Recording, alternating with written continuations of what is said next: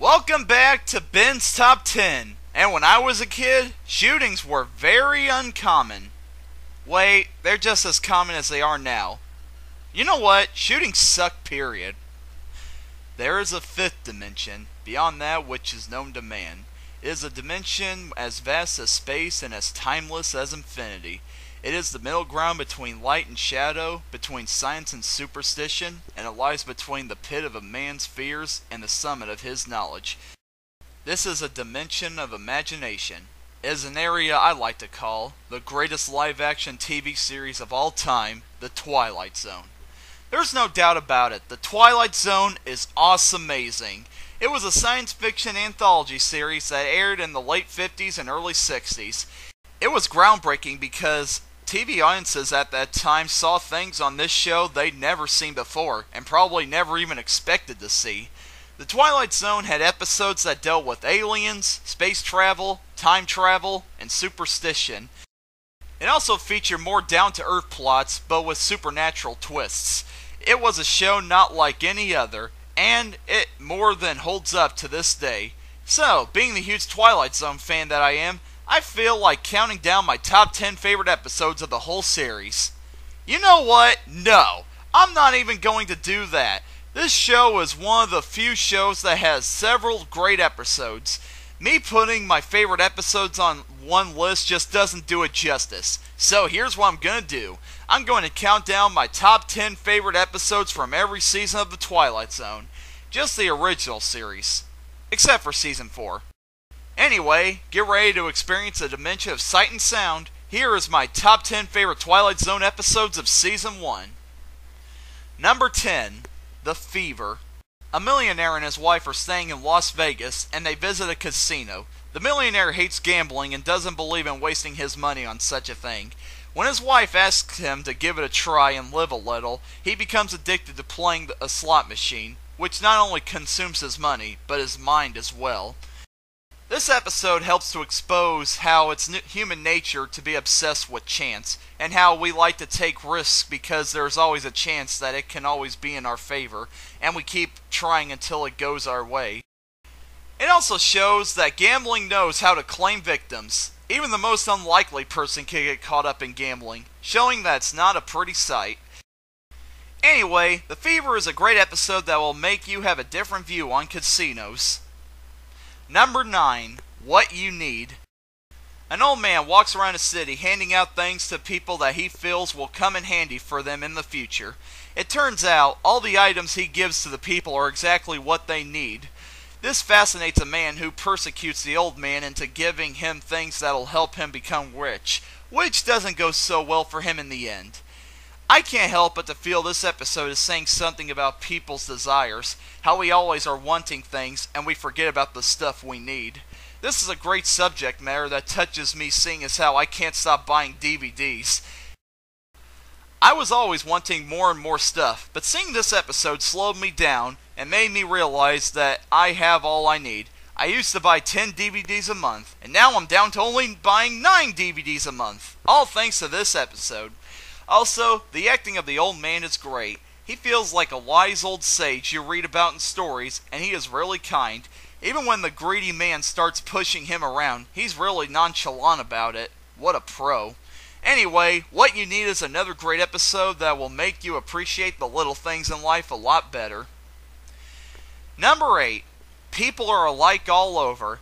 2 astronauts are on a mission to Mars, and when they land, one of the astronauts ends up missing. The other astronaut, played by Roddy McDowall from Planet of the Apes, is confused by the fact his partner's missing, but he soon forgets it when he meets the Martians. The Martians turn out being humans, and the astronaut feels like he's in his home away from home. However, since the Martians are humans, they share a lot of Earth's ways of thinking, something the astronaut learns in the end. Rod Serling loved writing stories that dealt with prejudice, which he felt was man's biggest ignorance. He felt that it would be prejudice that would cause the downfall of man, and this episode is a good example of that. We humans have always put others down as we feel we're superior, but I'm pretty sure it never crossed our minds that there is another race out there that would put us down and see us as inferior. Makes you think, don't it? The title of the episode is more than correct. No matter how perfect somebody may seem, People are alike all over. We all share some thoughts that have hidden evil behind them and will cause society to fall. Man, I'm really dark in this video. Anyway, People Are Alike All Over is a great episode that puts a whole new spin on the cliched prejudice plots. Number 7. A Nice Place to Visit. A convict in the middle of a robbery is gunned down by police, and he wakes up greeted by a man who can give him anything his heart desires. The convict believes he's gone to heaven, and he has the time of his life, which backfires on him when he starts to get bored. This episode has been parodied a couple of times in the media, and Futurama is the best example I could think of, which was hidden somewhere in a collage of other Twilight Zone episode parodies. Anyway, I love this episode because your thoughts on it can go either way. You can be glad the convict is dead and is no longer causing trouble, but then you can soon feel bad because he's gone to heaven and is having fun. However, when the ending comes around, well, you'll most likely change your thoughts on the guy. I wish I could talk about this episode more, but the main theme of it has to do with the ending, and I don't want to give it away. Though, I will say that I see this episode as exploring our thoughts on places.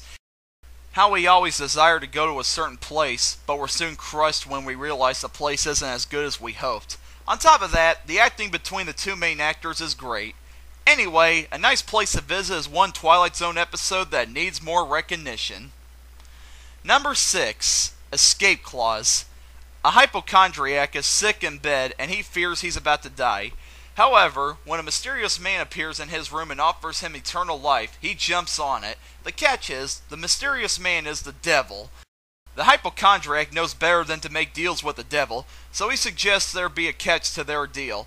They agree the man will be immortal, but he can choose to die whenever he wants to. Now, with his newfound eternal life, the man walks around cheating death, and feeling that his life has lost meaning.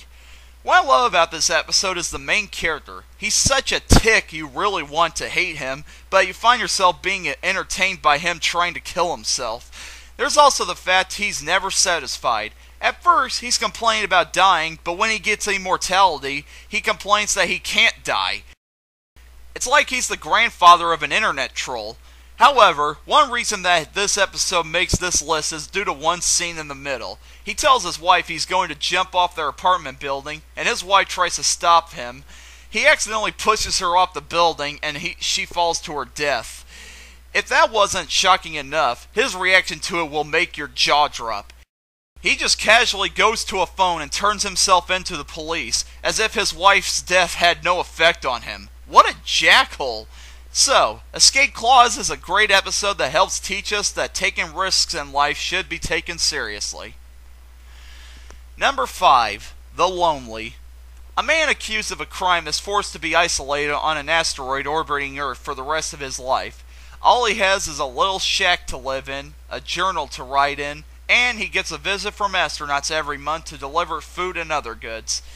One day, however, the astronauts bring him a robot woman. At first, the man shuns her away and sees her as just a machine, but they soon grow attached to each other, and they become great friends.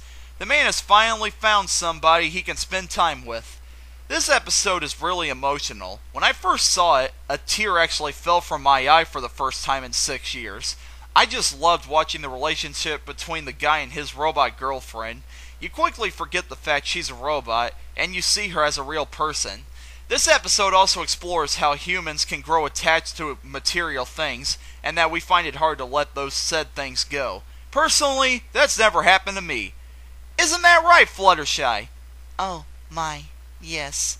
Thank you. I'll brush your hair after I'm done making this video, you little cutie pie. What? Lots of bronies do it. Don't judge me! Anyway, The Lonely is a well put together episode that is one of the Twilight Zone's early gems.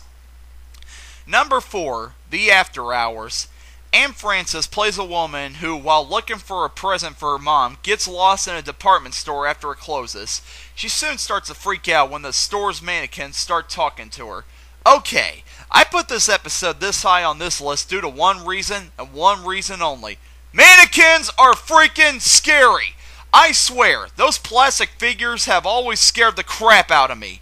As a kid, I hated going to clothing stores that had them on display. Those blank eyes staring at you, the fact they look so real, the idea that they could come to life and kidnap you, oh, that gives me the creeps. Anyway, this is without a doubt one of the show's creepiest episodes. The cinematography and atmosphere set up a creepy mood. What's scarier than being stuck in a big store all by yourself with the lights out and the mannequins talking to you? That's right, nothing.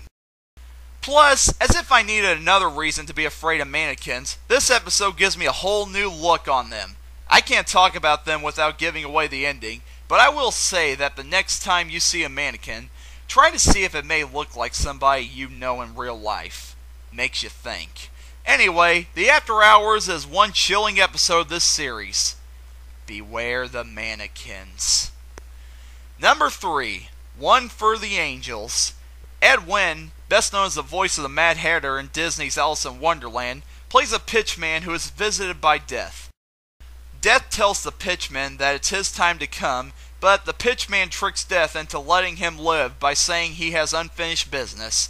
He wants to give the greatest pitch he's ever given, and that's when Death will take him away. Well, the pitchman decides to give up pitching, but Death isn't one to take tricks lightly, and he has plans for the pitchman. Although I described this episode as being a dark one, it's really not. In fact, this is one of the most lighthearted episodes of this whole series. The reason this episode is so high on this list is because it is able to take a serious subject like death and put a whole new spin on it. It's true, we all worry about death at least once in our lifetime. We also worry that once our death is near, we feel that we didn't accomplish anything in our lives. That's what this episode is trying to teach us, that we shouldn't fear death. We should embrace our lives and try to live our life the way we want to. That way, when death comes our way, we feel like we accomplished something. When I first saw this episode, it made me smile, and I'm sure it'll make you smile too. Anyway, One for the Angels is a really underrated episode, and really something that anybody who constantly worries about death should see. Number 2, Time Enough at Last. A bookworm named Henry Bemis, played by Burgess Meredith, who we all know as the Penguin from the Adam West Batman show, lives his life just trying to read books, but his surroundings are constantly keeping him from doing so. So one day, he decides to lock himself up in a bank vault so he can read all he wants. When a nuclear bomb wipes out everybody but him, he finds that he'll have all the time he wants to catch up on his reading. This episode is one of the most famous episodes of the series, and for good reason. When making my list of favorite episodes from each season, I try not to put the best known ones at the top, but I found it rather difficult, and this one was one I couldn't put any lower on this list. This episode has so many great things about it. How can life be so cruel to one person to the point where he can't even read a stinking book? You actually cheer for him when civilization has been destroyed and he's the last man alive, because he can now read. What's also great is Burgess Meredith. He plays Henry so well that you feel you just want to reach into your TV screen and hug him. You feel so sorry for him because everybody's being so mean to him. Heck, even his own wife is mean to him. She won't even let him read stinking condiment bottles. What a witch. Finally, there's the ending. I won't give it away, but man, does it leave an impact. Anyway, Time Enough at Last is another great episode for this series that makes you wonder what you would do if you were the last one alive. Number 1. The monsters are due on Maple Street. When a mysterious flying saucer flies over a small suburb, it knocks out all electrical devices. This causes the neighbors to all suspect each other of being aliens, and what follows is a jaw-dropping look into human paranoia. I have several reasons why this episode is my favorite of the first season. For starters, it couldn't be more simple. It's just neighbors accusing each other of being aliens. That's it. However, the dialogue and the tension help make this episode more than just a simple plot. It explores how quickly we are to show hatred towards those who we would normally call our friends when we're paranoid. It shows that it's human nature to be all about ourselves, and that we tend to try to pick out scapegoats when bad things happen. This episode knows how to build tension. It lets our imaginations run wild because there are so many characters that we think could be up to something. And there's no doubt to me that's my favorite episode of Season 1. Well, there are my top 10 favorite episodes of the first season of The Twilight Zone. The first season was full of several memorable episodes, and it was proof that this show wasn't any ordinary show. It was going to keep airing, and it was going to break down more walls and continue to become one of the greatest TV shows of all time. If you thought this list was good, you ain't seen nothing yet. I'm Ben, and I'm signing out. I've got some hair brushing to do to my Fluttershy toy.